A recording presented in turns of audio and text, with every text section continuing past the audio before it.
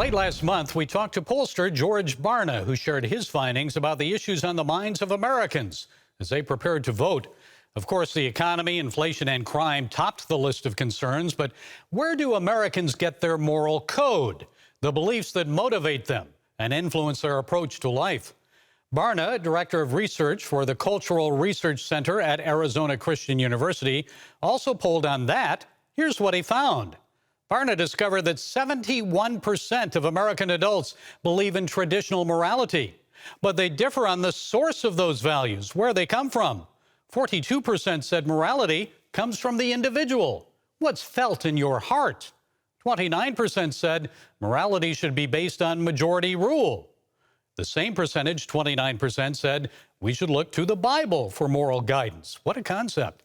Barna suggests the findings are astonishing and actually mean that 71% of American adults now contend that man, rather than God, should determine right and wrong.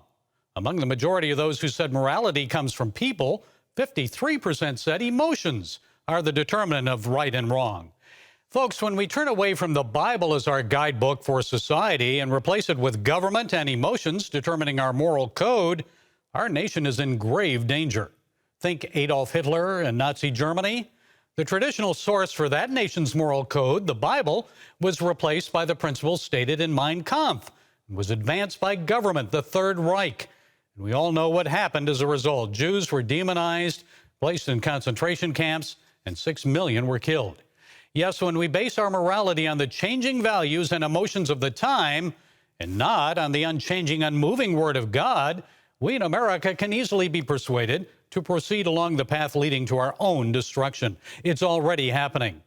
Caught up in pre-election emotion and campaign rhetoric in the aftermath of the recent U.S. Supreme Court abortion ruling, voters in Michigan, California, and Vermont codified abortion rights in their state's constitution.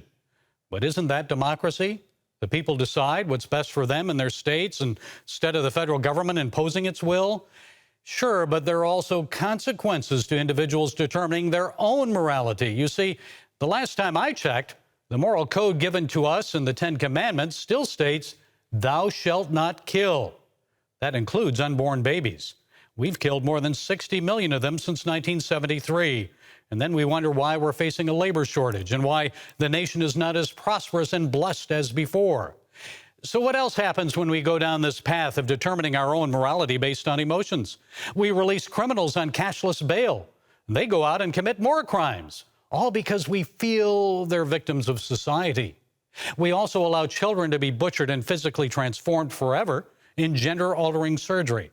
And we allow millions of migrants to flood into the country because we feel they have a right to be here, maybe even vote without becoming citizens. You get my drift? Alexis de Tocqueville is often quoted as saying, "America is great because it is good.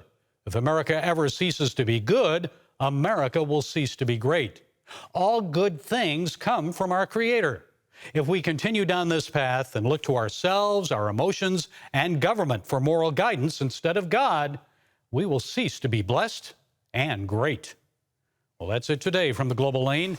Be sure to follow us on the CBN News and NRB channels, social media, and our broadcast affiliates. And until next time, be blessed.